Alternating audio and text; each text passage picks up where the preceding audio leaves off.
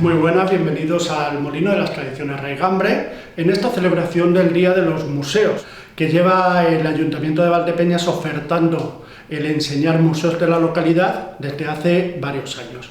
Dentro de esa oferta de museos se encuentra el Museo de las Tradiciones Raigambre, museo que gestiona y promociona la Asociación de Folclore Raigambre. Dicho museo, dedicado un poco a nuestro arte más popular, se encuentra dentro del del Molino Gregorio Prieto, que es el molino más grande del mundo. Consta de 3 partes, esas 3 partes, la primera es la chamarilería. Según dice el refrán, tienes más mierda que una chamarilería, que es un poco lo que se puede observar en la primera sala. Es la sala de recepción, como bien digo, donde a los niños se les cuenta cuento, como lo de tenemos más cuento que callejas, y con personas mayores de la localidad llegamos a hacer talleres de memoria, donde ellos le ponen la historia a cada uno de los objetos que se ve. Dentro de los objetos a destacar en esta sala, realmente es que no podríamos destacar uno solo. ¿Por qué? Porque cada objeto, fuera del valor económico que tienen, nos cuentan una historia sobre la persona que lo tuvo. Lo tuvo, lo fabricó y lo conservó. Y nosotros nos dedicamos un poco a promocionar esas historias para que la vida de esas personas no mueran. Tenemos desde las jícaras, que la jícara era la taza pequeña para el chocolate, que muchas veces ya están perdidas.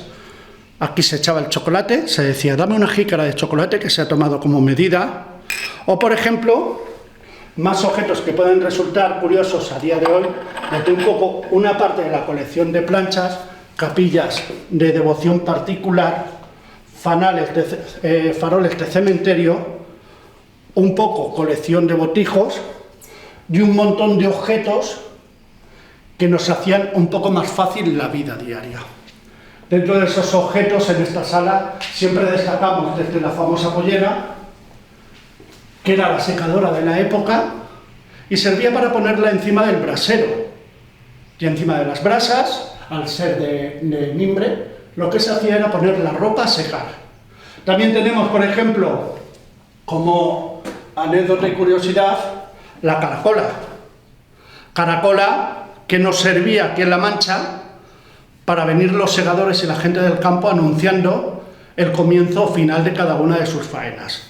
Es más, había un cantar que decía eso de ya vienen los de La Mancha pitando los caracoles, quítate la blusa blanca y ponte la de colores. ¿Por qué? Porque solían ser momentos de fiesta. También, por ejemplo, que esto, por ejemplo, a los niños les suele encantar, el cuerno, para llevar el aceite al campo. Después tuvimos la aceitera más moderna, como es esta de hierro, y un montón de elementos que forman parte un poco de nuestra vida cotidiana, como es el clavá, que era el maletín para ir al colegio y en donde se llevaban los libros siempre bastante pequeños. Esto es un poco dentro de tantos objetos que podemos ver en esta sala que nos ayudaban dentro de lo que es la vida cotidiana.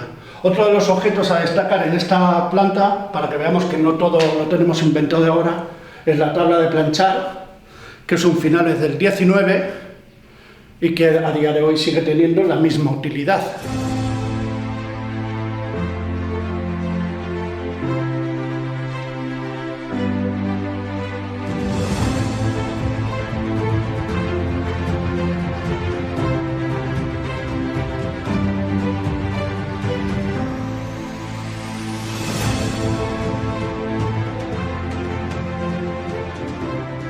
Bueno, ya hemos pasado después de la chamarilería, ya hemos pasado a la segunda planta del museo, planta dedicada exclusivamente al mundo de la mujer. ¿Por qué el grupo decidió dedicarlo al mundo de la mujer? Porque el mundo de la mujer ha sido siempre el que nos ha transmitido la cultura, las enseñanzas y la religiosidad. Entonces, la sala está dividida en 2, en unas modas más europeas y en unas modas más populares, y en el cual no se va a ver el típico traje que estamos acostumbrados en las fiestas del vino, en la ofrenda y demás. ¿Por qué? Porque las ropas realmente no eran lo que hoy estamos acostumbrados a ver, que pertenecen a los tiempos de sección femenina. Dentro de este recorrido podemos ver un poco desde unos trajes del siglo XIX, desde una capa, un sobre todo, capa de teatro de finales del siglo XIX, un traje utilizado en una boda, más o menos 1880, y en el cual siempre destacamos el pericón que lo acompañó y la leontina, o cadena de cuello, llamado traje de pecho palomo. Olga decir por qué la denominación. También tenemos, por ejemplo, dentro de esta sala, una capilla del siglo XIX, rinconera, o por ejemplo, este traje casaca, que si nos fijamos, la cintura es totalmente ajustada, siguiendo las modas de la época. Dentro ya de lo popular, podemos destacar un poco la falta de nobleza de los tejidos, que era lo que los distinguía, o por ejemplo, el tipo de bordados denominados bordados prietos, es decir, bordados bajos.